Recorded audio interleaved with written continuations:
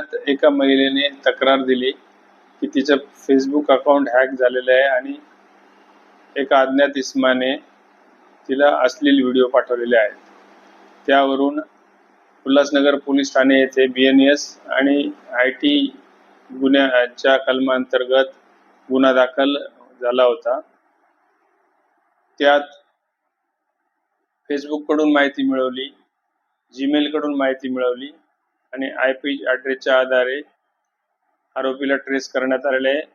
आरोपीचं नाव आहे जितेश रमेश रावलानी. सर, हा आरोपी कसा डिटेक्ट झाला, म्हणजे नेमकं कुठे पकडण्यात आलं? सदर आरोपीला तांत्रिक तपासाच्या आधारे जळगाव येथून ताब्यात घेण्यात आलेले आहे आणि माझी नागरिकांना आव्हान आहे, महिलांना आव्हान आहे की अशा प्रकारचे गुन्हे आपल्यासोबत घडले असेल तर आपण न घाबरता पोलीस स्टेशनला येऊ शकतात. आपली मदत करण्यास पोलीस सदैव तयार आहेत. डिजिटल महाराष्ट्र न्यूज चॅनलला लाईक, शेअर आणि सबस्क्राईब करा आणि मिळवा आपल्या परिसरातील ताज्या घडामोडी आणि महत्त्वाच्या अपडेट्स.